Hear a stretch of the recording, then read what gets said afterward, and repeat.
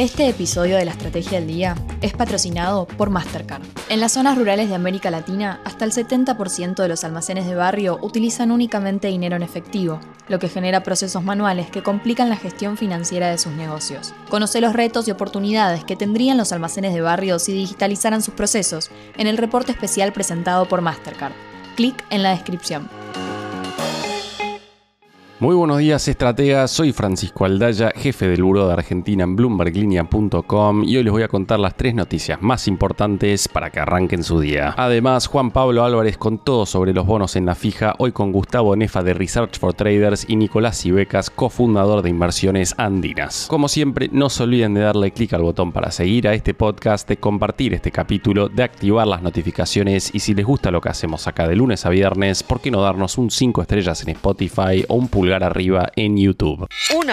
El Banco Central sigue ajustando las reglas de juego para evitar un escenario de mayor volatilidad mientras nos vamos acercando a las elecciones bonaerenses en septiembre y las nacionales de octubre, pero también pensando en el escenario posterior. El viernes hubo una comunicación en ese sentido y específicamente referida a las posiciones en moneda extranjera de los bancos. Por un lado, se prohibió a las entidades aumentar su posición de contado en moneda extranjera el último día hábil de cada mes. Esto justo sobre el vencimiento del futuro de agosto, que pareció indicar que tras la fuerte intervención en A3 que dejó tasas implícitas negativas, la autoridad monetaria quiso evitar un salto en el tipo de cambio tal como el que ocurrió al cierre de julio. En las palabras de un trader que habló con Bloomberg Línea, al gobierno no le gustaba tener tanta posición abierta en ROFEX. Y 2 medidas más que aplicarán desde diciembre. Una de ellas es que las posiciones negativas de contado de los bancos no podrán superar el 30% de la responsabilidad patrimonial computable. Y segundo, que los límites de posición global neta negativa deberán cumplirse día a día en lugar de mensualmente. El mismo operador de mesa comentó a este medio que si el central les daba futuros de dólar a los bancos con tasa negativa, las entidades vendían el spot, colocaban esos pesos a tasa y recompraban la posición en dólar oficial que vendieron en ROFEX. Esa movida les permitía a los bancos ganar tasa en pesos mientras mantenían su cobertura cambiaria. Ahora con la nueva normativa, las entidades no van a poder recomprar el spot ni cambiar su posición, quedando forzados a rolear futuros a las tasas que esté dispuesto a convalidar el Banco Central. Así las cosas, esta medida representa un claro torniquete para bajar el Open Interest en ROFEX, que había crecido mucho y generaba presiones no deseadas sobre el tipo de cambio. Por lo pronto, los bancos deberán repensar sus estrategias de cobertura cambiaria en un contexto donde el central busca tener un control más fuerte sobre las dinámicas del mercado de futuros. Y no olvidemos tampoco que recientemente el gobierno determinó aumentar la penalidad por estar excedidos en su posición de moneda extranjera. 2.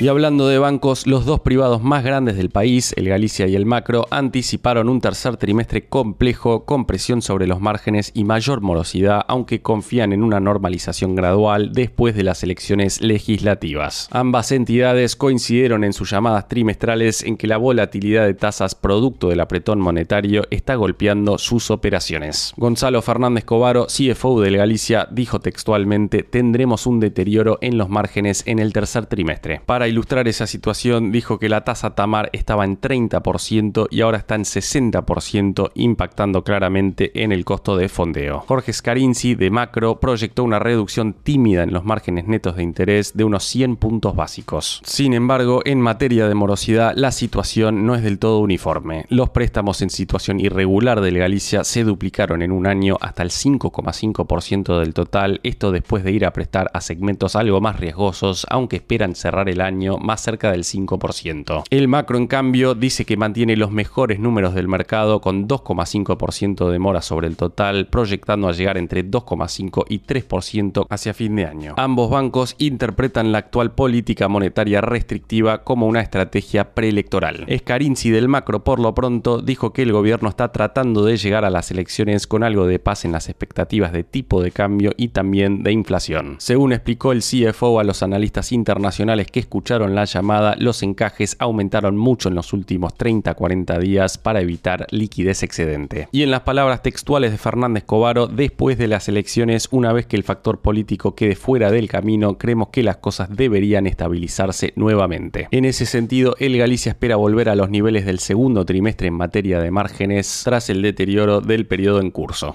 3.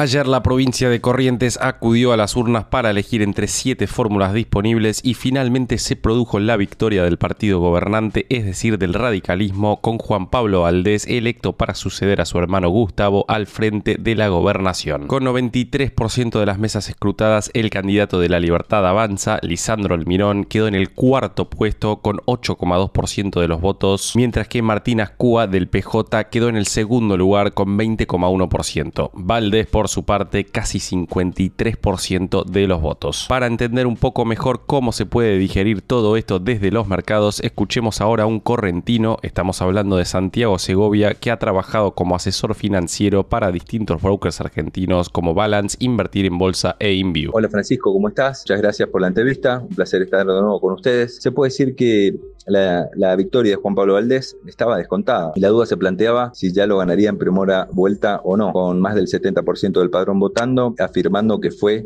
una muy buena elección del oficialismo local en primera vuelta. Claramente al candidato de Milei, a Almirón, se notó una falta de apoyo político versus un oficialismo muy determinante y sólido. Sabemos que en Corrientes gobierna el radicalismo y lo viene haciendo muy bien, con una estructura muy sólida y con una llegada en toda la provincia. En tanto peronismo se notó que pudo reafirmarse como segunda fuerza local. Bueno, y como dijimos recién, que esta victoria está bastante descontada y creemos que el impacto que pueda traer a nivel nacional también. Es muy importante destacar que el ex gobernador Gustavo Valdés tuvo muchos acercamientos también a La Libertad Avanza y fueron buenos, significando que el diálogo puede persistir y bueno, manteniendo y colaborando con la gobernabilidad a nivel nacional. Vamos a seguir experimentando incertidumbre de cara a las próximas elecciones en provincia de Buenos Aires, dentro de muy poco, y bueno, todos los ojos mirando las legislativas de octubre como principal driver en las acciones y bonos si llega a ganar la Libertad Avanza. Sabemos que cuesta recuperar al Merval, pero la política sigue siendo el factor desencadenante para el éxito o fracaso de lo que queda por delante de la gestión de Milei. Como conclusión podemos decir, Francisco, que esta victoria aplastante del oficialismo estaba descontada y que bueno, el mercado financiero no creemos que sea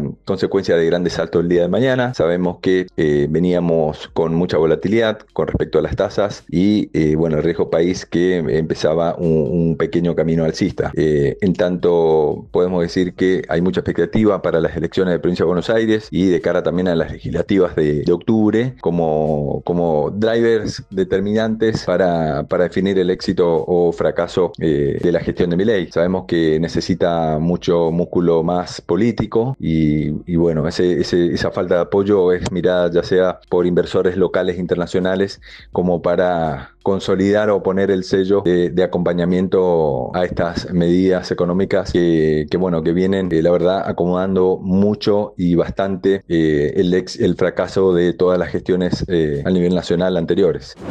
Antes de pasar a la fija, veamos rápidamente cómo cerraron el viernes los mercados. El S&P Merval cayó 0,6%, fue una jornada roja para las acciones argentinas en Wall Street, con caídas de hasta 4% para Denor y subas de hasta 1% para Telecom. Los bonos ley Nueva York cerraron con subas de hasta 0,3%, el dólar blue va a abrir cerca de los 1.345, el MEP en 1.372 y el contado con liqui en 1.354 pesos. En cuanto al dólar oficial, el minorista va a arrancar cerca de los 1.360 y el mayorista en 1.342, mientras que el riesgo país quedó el viernes en torno a los 837 puntos.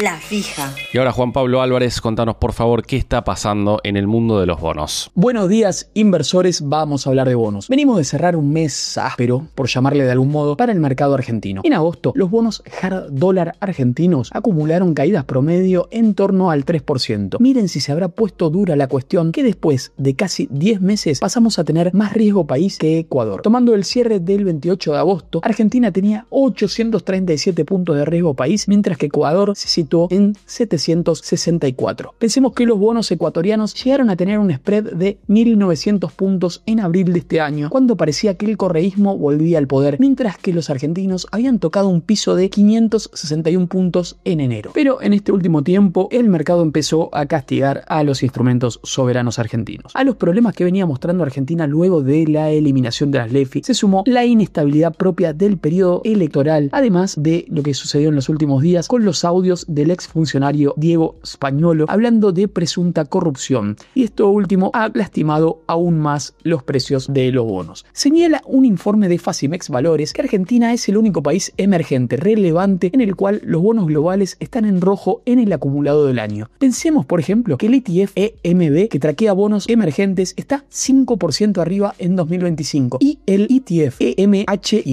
que traquea bonos high yield, está 4% arriba en el año. Siguiendo con lo que pasó en agosto, el S&P Merval cayó un 14% en dólares y sigue esperando por algún driver que mejore los precios de las acciones. Por último, antes de pasar a dos entrevistados de lujo, quería hacer dos menciones a la cuestión dólar. Por un lado, la consultora 1816 publicó un informe el viernes preguntándose si el Tesoro está vendiendo divisa. ¿Qué dice 1816? Voy a citar textual y abro comillas. En las 11 ruedas que pasaron entre el 11 de agosto y el 27 de agosto, los depósitos en dólares del Tesoro en el Banco Central bajaron 354 millones de dólares. Hasta hace un par de ruedas pensábamos que el descenso sostenido quizás se explicaba por el pago de obligaciones con organismos internacionales, pero las últimas cifras ya son un fuerte indicio de otra cosa. Es que con los datos publicados hoy a última hora, ya van 4 de esas 11 ruedas en las que sucede algo muy peculiar que difícilmente sea casualidad. La caída de depósitos en dólares del Tesoro en el Central coincide de manera exacta con el aumento de depósitos en pesos del Tesoro en el Banco Central. No podemos confirmar totalmente a partir de esto que el fisco haya estado vendiendo divisas, pero no encontramos otra explicación para que en reiteradas oportunidades el Tesoro pierda dólares y sume pesos por un monto diario equivalente. Cierro comillas y menciono que un informe de GMA Capital destaca que el Banco Central volvió a insistir en no soltar el tipo de cambio y reforzó su presencia en el mercado de futuros del dólar, donde su operatoria se hizo cada vez más visible. Vuelvo a citar textual ahora a GMA Capital. El volumen negociado en la semana promedió 2.500 millones de dólares, un nivel que triplica el movimiento habitual de un mercado que en periodo de calma opera menos de 1.000 millones de dólares. A la par, el interés abierto escaló hasta 7.950 millones de dólares, alcanzando los máximos de la gestión Milei y ubicándose en valores comparables a los de la previa de las elecciones de 2023. ¿Cuánto de este monto corresponde al Banco Central? La última cifra oficial ubicaba su posición vendedora en 3.800 millones de dólares, aunque las estimaciones actuales la sitúan más cerca de 6.000 millones de dólares. Esto muestra el creciente protagonismo del organismo en el mercado y la magnitud de los compromisos que viene asumiendo, concluye GMA Capital. Y ahora sí, vamos a pasar a nuestros dos entrevistados de hoy. En primer lugar, vamos a hablar con Gustavo Nefa, quien es economista, socio y director de Research for Traders, además de ser docente en 9 posgrados de Argentina. Buenos días, Gustavo, bienvenido a La Fija. En primer lugar, me gustaría pedirte un análisis de la última licitación de deuda en pesos y también de cómo estás viendo esta dinámica. En relación a la última licitación, si bien las tasas del tramo más corto siguieron subiendo, se relajó un poquitito más el escenario. De hecho, los bonos estuvieron subiendo las últimas 3 jornadas, un poco descomprimiendo el escenario caótico que se había producido como consecuencia de la suba de los encajes y el impacto sobre las tasas de interés de los instrumentos de renta fija, las LECAPs, los BONCAPs y los bonos duales. Pero de ninguna manera tiene solucionado el gobierno el problema de corto plazo. De acá hasta las elecciones de octubre seguirán altos, a niveles altos, y en la última licitación vimos una reapertura de la letra de septiembre, la S30 y S5, con una tasa obviamente de corte arriba del 70%, preocupante, pero con otros instrumentos de renta fija más largos, diciembre y en adelante, un poco más optimista respecto al escenario de corto plazo. ¿Qué lectura haces de la altísima volatilidad que venimos viendo en las tasas en pesos? ¿Crees que las medidas que viene adoptando el gobierno en materia de encajes van a aplacar los movimientos o habrá que esperar hasta las elecciones? El gobierno tuvo que subir la tasa de encajes para los depósitos en peso de los bancos al 53%. Esto obliga casi a los bancos a entrar a las licitaciones de los instrumentos en peso porque son integrables en bonos, con lo cual obviamente que tienen que entrar en la licitación para no poner pesos a la vista, sino para poner bonos. Así que eso aseguró la demanda de la última licitación, y la verdad que la suba de los encajes tiene un efecto recesivo. Obviamente esto se traslada a las tasas de corto plazo, empezando por los descubiertos de cuenta corriente, obviamente también a las tasas de caución, pero ahí estamos hablando de instrumentos financieros. En la economía real hemos visto un EMAE que en abril no, pero en mayo y en junio dio una caída mes a mes. Así que me imagino que los siguientes meses también, y en especial agosto, debió haber habido una retracción en la actividad económica, sobre todo los sectores enfocados al consumo y sobre todo tanto en automotores como en todo lo que tiene que ver con lo inmobiliario, que habían crecido fuertísimo, ¿sí? La venta de autos, por ejemplo, fue la mayor desde el año 2018 en el acumulado. Las escrituras en Provincia de Buenos Aires, por ejemplo, fueron las mayores en los últimos 20 años. Son sectores que están obviamente muy dependientes del crédito y esto le debe haber afectado, obviamente le debe haber pegado. Así que toda esa suba, si bien logra el objetivo de corto plazo de gobierno y puede tranquilamente seguir así hasta octubre, obviamente son niveles que no hemos visto desde el año 1992. Desde el año 92 que no se han visto niveles de encajes tan altos para los depósitos bancarios y esto restringe la liquidez. Este torniquete monetario forma parte de la política, obviamente, del gobierno para tratar de secar la plaza y para que no se vaya el dólar. ¿Cómo pensarías hoy una cartera en pesos para quien busca manejo de liquidez y para quien busca un retorno total? Si uno piensa una cartera para un objetivo de pesos, en realidad está viendo la mitad del vaso. Creo que el vaso se completa con instrumentos en dólares. De más está decir que no aconsejo poner todos esos instrumentos en pesos en una cartera, sino incluir obligaciones negociables de buenas compañías que paguen retornos en dólares. También algunos instrumentos cortos de bonos en dólares del gobierno Bopreals, ¿sí? El 2026, 2027. Para aquello más arriesgado, 2028, que cae en otro término, otra gestión presidencial, pero bueno, también podría formar parte del combo. Desaconsejo instrumentos más largos, pero para una cartera en pesos creo que tendría que estar el inversor bastante enfocado en las renovaciones de corto plazo. La curva está invertida, muy invertida, cada vez más empinada, con lo cual concentraría bastante entre lo que son las letras del día 12 de septiembre, del día 30 de septiembre, y también meter un mix de aquí a diciembre con instrumentos de renta fija en peso, LECAPs, y algunas bond caps quizás para el primer trimestre del año que viene. ¿Ves creíbles las bandas de flotación del dólar o te parece que es momento para tomar alguna cobertura? Las bandas de flotación son creíbles si trasladamos o proyectamos la tendencia que tuvo en los últimos 2 meses. Obviamente que llegas a las elecciones en octubre tocando la banda, más o menos, en esa zona, en el extremo superior. Ahí va a actuar el gobierno vendiendo. Se comprometió a eso, así que lo va a hacer. Creo que es un tema de credibilidad, no el gobierno, el Banco Central, con lo cual me parece que sí, que es creíble esa banda, pero claro, después de octubre me parece que el mercado se está preguntando cuál es el esquema cambiario, cuáles son las modificaciones que tiene que hacer en el mercado cambiario el gobierno, como para empezar a acumular reservas. El riesgo es que no lo haga, es decir, que no acumule reservas y siga con este esquema, que obviamente le va a demandar una cantidad de divisas importante. Y la pregunta del millón es, si quiere el gobierno sacrificar precio o cantidad, ¿sí? Creo que ya se agotó el tiempo como para sacrificar cantidad y obviamente va a tener que introducir algunas modificaciones después de las elecciones para que se dejen de perder reservas o en su defecto obviamente que empiecen a acumularse reservas. Eso es vital, esto es lo que firmamos con el FMI. Si bien nos perdonaron, en agosto arrancó una nueva etapa en donde las elecciones son un paso previo, me parece, como para pensar en recomponer la reserva del Banco Central. Tenemos a favor el flujo de las exportaciones de petróleo, pero el precio del petróleo está cayendo 10% en el año.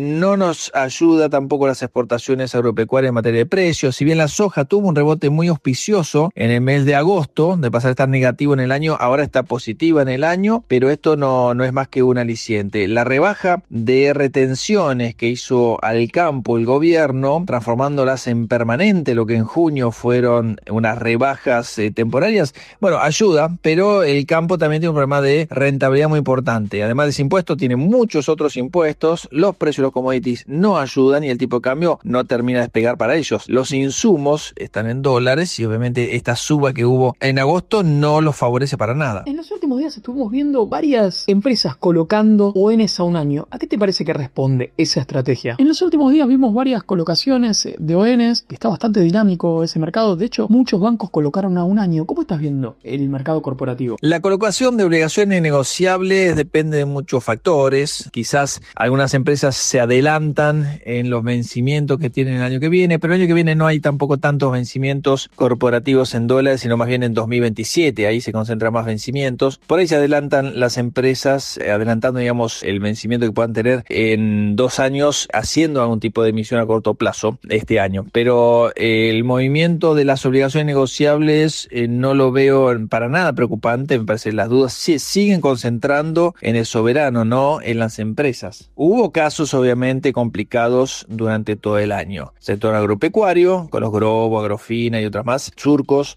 Hubo malas noticias por el lado celulosa, hubo malas noticias del grupo Albanesi, hubo malas noticias del grupo Aconcagua, pero Petrolera Aconcagua logró con un 96% de adhesión un canje de bonos. Creo que están bien encaminados los demás emisores, porque estos son casos muy puntuales y donde el apalancamiento había sido muy alto. En lo que refiere a renta fija internacional, ¿prevés alguna compresión en la tasa de los treasuries o esperás que se mantenga en estos niveles por un largo tiempo? Y te pregunto también cuál te parece el mejor posicionamiento en la curva de Estados Unidos. A nivel internacional, el mejor posicionamiento que pueda hacer un inversor hoy es en el tramo más corto. Los rendimientos esta semana, al menos de los treasuries norteamericanos de muy corto plazo, de 1 a 3 meses, son los mejores rendimientos. Hay que ir renovando. Dentro de un mes vamos a tener novedades. Posiblemente el 17 de septiembre baje la tasa de interés, la Reserva Federal, la tasa de Fed Funds, esa tasa de corto plazo overnight de la Reserva Federal con todo su sistema bancario, y eso dispararía o empezaría a disparar bajas de los rendimientos. Pero por ahora creo que hay que estar y seguir estando en el tramo más corto, porque a 2-3 años tenemos rendimientos que bajan de 3,8%. Recién en el tramo muy largo, de 20 a 30 años, tenemos rendimientos de 4,80, 4,90, que no aconsejo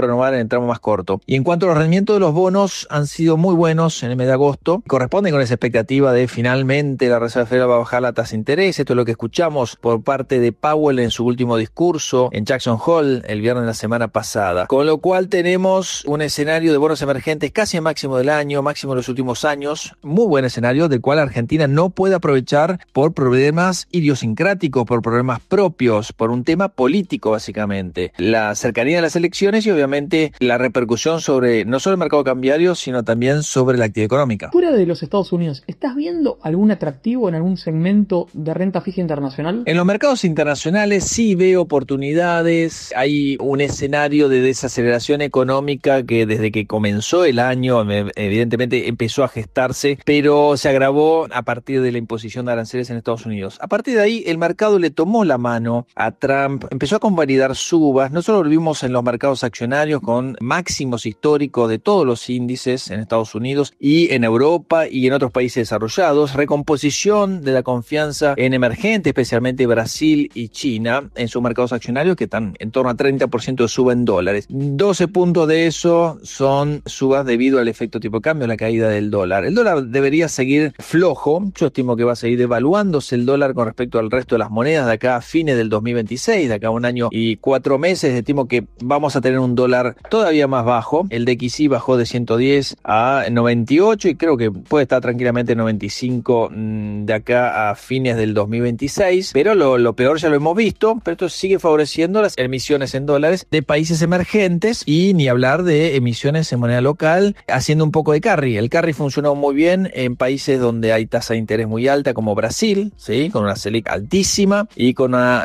proyección de inflación 12 meses muchísimo más baja, 1/3 de lo que es la tasa de interés. Tomando en cuenta que tenés una importante actividad académica, ¿cómo estás viendo el nivel de los egresados de carreras vinculadas a economía y finanzas en Argentina? ¿Seguís viendo que hay mucho talento o nos está golpeando el bajo nivel de la secundaria y de la educación en general? Mi dedicación es más que nada en posgrados, no tanto en lo que es grado. Solamente tengo dos cursos a cargo en la carrera de grado. Lo que veo es el nivel que salen de nuestros egresados con un nivel inferior. Lamentablemente, la pauperización de la secundaria, porque esto es un hecho, tenemos que verlo, no hace falta revisar las pruebas PISA y otros exámenes internacionales en los cuales Argentina rankea cada vez peor, sino el tiempo que le dedica hoy el estudiante en un mundo de hiperinformación, en un mundo de hiperconexión, en un mundo de redes sociales extremas, donde les puede llegar a producir cierto estrés también. El hecho de monitorear todo eso y participar de esas redes sociales creo que lo distrae muchísimo, y esto es una opinión personal, del verdadero objetivo, ¿no? La acumulación de conocimientos para su carrera profesional. En cierto sentido lo conecta con algunas cosas que antes nosotros no teníamos conexión, lo cual es positivo, pero otro elemento de distracción es enorme. Hay una abundancia de información. Estamos en una era de las telecomunicaciones y de la información en exceso. Por lo tanto, es importante también para los jóvenes egresados y los estudiantes intentar cada vez más separar el ruido de la información. Lo que necesitan acumular es información y separar el ruido. El ruido debería quedar atrás y eso es muy difícil. Es un mundo de muchísima información y de flujo de información en aumento. Así que el desafío me parece que es poder concentrar a los alumnos tanto como nosotros nos concentramos en su momento. Cierro con una personal. ¿Cuál recordás como el mejor trade de tu vida y cuál como el peor trade de tu vida? Bueno, hay muchos buenos trades y hay muchos malos trades. Quizás uno de mis mejores trades fue haber comprado unas opciones de venta de Apple antes de salir a comer y después de volver a comer haber triplicado. Eso pudo haber sido. No ha sido tampoco con mucha plata, pero sí en términos porcentuales realmente insólito, porque la acción había caído un 4% en cosa de una hora, y es más, no recuerdo ni siquiera el motivo, pero como me había expuesto en los puts de muy corto plazo a una semana, eso generó una ganancia tremenda. Ese fue uno de los trades que la verdad que por lo menos me sorprendieron en términos porcentuales, fue uno de los mejores trades, casi sin querer. Y los peores trades son aquellos en los cuales se involucra el apalancamiento. Por eso es muy importante aleccionar al respecto, tratar de inculcar en esa cultura del apalancamiento extremo que solamente en casos en donde uno realmente sabe hacia dónde va ese activo o tiene una alta probabilidad de saber hacia dónde va ese activo, de involucrar el apalancamiento. Por eso los detalles me los guardo, pero uno de los trades que me ha golpeado bastante fue haber hecho con información hipotética, pensando que uno tenía una información de un tercero además, por eso hay que chequear bien la fuente de información, confiar en nosotros, en hacer nuestro propio research, porque información hay mucha y de la mala abunda, por lo cual con información de un tercero y con apalancamiento ha sido uno de los trades sobre una acción extranjera bastante desastroso. Y ahí pasaba por la fija Gustavo Nefa de Research for Traders, un lujazo de lunes en este podcast. E inmediatamente vamos a hablar con otro gran invitado. En este caso tenemos en línea a Nicolás Ibecas, cofundador de Inversiones Andinas. Lo convoqué a Nicolás porque es alguien que sigue con mucho detalle los bonos corporativos y quería preguntarle por las reestructuraciones que vimos este año. Nicolás, empiezo preguntándote por Aconcagua. ¿Cómo viste el canje de esa compañía? Petrolera Aconcagua cerró un canje muy exitoso estas últimas semanas. Particularmente ahí creo que ayudó mucho el ingreso de Vista y Trafigura como accionistas, que por supuesto lo supeditaban a que el canje sea exitoso. Vista y Trafigura van a controlar el 90% de la compañía, van a poner a Pablo Giuliano, el ex YPF, como CEO. Y bueno, la idea un poco, por lo que deslizó Giuliano en algunas entrevistas, es convertirla en una compañía más vinculada al shale. Hoy es una compañía más apuntada al convencional. Emitió bonos Step Up, par dólar, con cupones de 3 a 7% anual que van subiendo, que vencen en agosto del 2032. Incluso creemos que esas obligaciones negociables tienen buen espacio para comprimir en el mercado secundario una vez que salgan, por eso, por la calidad de los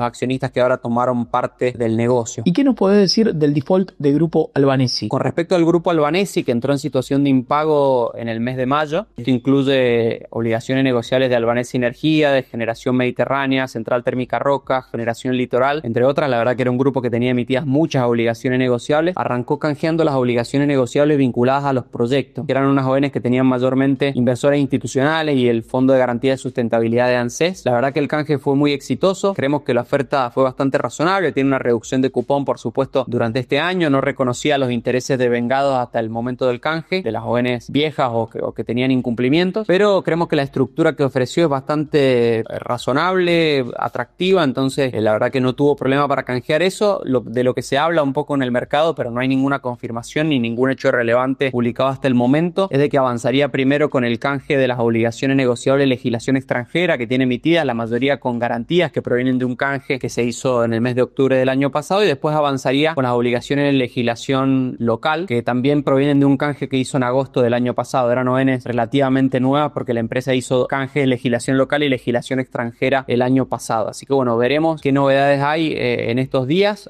pero por el momento no hay ninguna confirmación de que se vaya a avanzar con estos canjes o ninguna propuesta dando vueltas sobre la mesa. Perdón, entonces para entender bien el tema, lo que hizo Albanesi fue primero resolver default particulares de proyectos y ahora tienen que resolver la situación general. Sí, es así. Lo que pasa es que tiene la particularidad que es un grupo grupo que tiene muchas obligaciones negociables emitidas, entonces creo que es por un tema de orden. O esa es la sensación que a mí me da y lo que más o menos nosotros nos han dicho desde los brokers. Entonces arrancó con las de proyecto, que las tenían institucionales, bancos y particularmente el FGS de ANSES, y supuestamente después va a seguir con las que tienen los inversores minoristas o retail, digamos, que tenés un universo grande de ON legislación extranjera con garantías y después tenés muchas ON legislación local. Lo que pasa es que eso, son muchas ON chicas, que aparte está muy diversificada la tenencia, entonces no es un canje fácil desde el operativo. Perfecto, y te pregunto ahora por otra empresa que viene de defaultear ONs, en este caso Celulosa Argentina. Con respecto a Celulosa, creemos que la situación es la más delicada. Paró plantas, sus 2 plantas de Zárate y de Capitán Bermúdez a fines del mes pasado por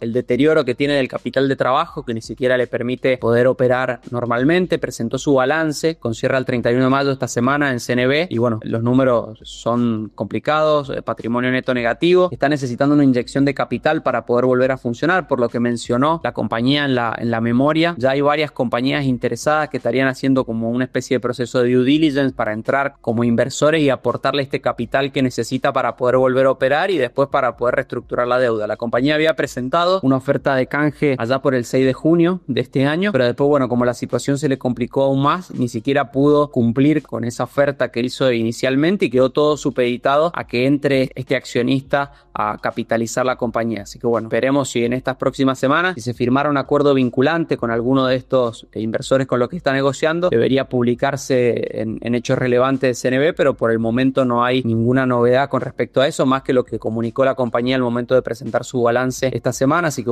sugerimos en este caso cautela y siempre informarse por lo que dicen los hechos relevantes de CNB y no a veces por rumores que andan dando vueltas por todos lados, sobre todo en este tipo de situaciones. Y por fuera de estos casos tan particulares, ¿cómo estás viendo el mundo corporativo? Estuvimos viendo una muy buena dinámica las últimas semanas. Las compañías aprovecharon esta ventana para salir a emitir. Hubo varias licitaciones primarias estas últimas semanas que en su mayoría estuvieron sobredemandadas, incluso estuvieron comprimiendo rendimientos frente a las estimaciones iniciales, entre ellas emisiones de Cresud, de Central Puerto, YPF, Pan American Energy. Salieron la mayoría de los bancos, entre ellos Superville, Galicia, Comafi, Pampa Energía, salió Arcor, Loma Negra. La verdad que estuvimos viendo varias operaciones y estuvimos viendo muy buena demanda de estos títulos. Puede ser también por cautela frente al evento electoral, entonces que puede hacer que parte del mercado esté buscando instrumentos un poquito más conservadores para pasar los meses de septiembre y octubre, que están muy signados por la elección de la provincia de Buenos Aires y después la elección general legislativa de finales de octubre. Así que estuvimos viendo una muy buena dinámica, compresión de rendimientos en los mercados secundarios también, de los títulos que ya estaban cotizando. Y hoy la verdad que hay un universo muy interesante de obligaciones negociables de buena calidad, AA, AAA fix, rindiendo en torno a 8,5% anual. La verdad que estuvimos viendo muy buena demanda estos días de esos créditos y creemos que la situación va a seguir bien por ese lado. Y ahí pasaba por la fija Nicolás Cibecas de Inversiones Andinas, a quien le agradezco enormemente la generosidad que tiene cada vez que lo convocamos. Antes de despedirme y a colación de lo que veníamos charlando, quería hacer un breve repasito por las colocaciones de ONs en dólares de la semana pasada. Pan American Energy colocó una ON dólar MEP ley argentina por un monto de $86 millones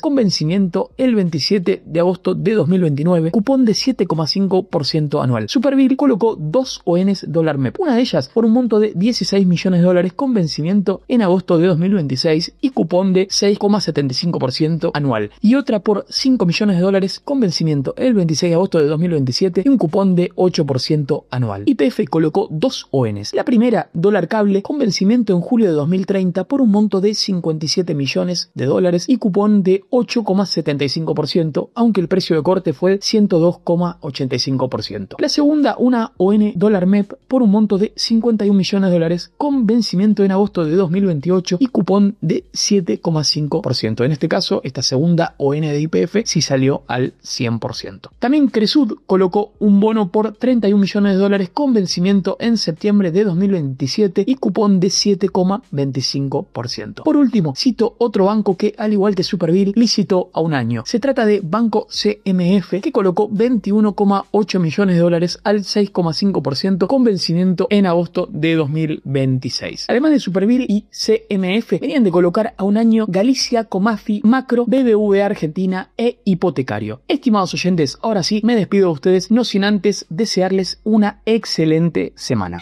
La frase del día. Antes de irnos, escuchemos lo que dijo Marcela Pagano en NetTV el viernes último. Los Menem, el sector Santiago Caputo y el de Guillermo Franco se matan por el poder y se están llevando puesto al presidente. Pagano ya no forma parte de La Libertad Avanza. Esto fue un nuevo capítulo de la Estrategia del Día Argentina. Yo soy Francisco Aldaya, jefe del Buró de Argentina de Bloomberg Línea, y me podés seguir en X en @franaldaya. No se olviden de darle clic al botón para seguir a este podcast y a la campanita para que se enteren al instante cada vez que sale un capítulo de lunes a viernes. Espero que tengas una gran jornada productiva. Esto fue La Estrategia del Día Argentina, escrito y narrado por Francisco Aldaya. Producido por Arturo Luna y Daniela Hernández. Que tengas un día muy productivo.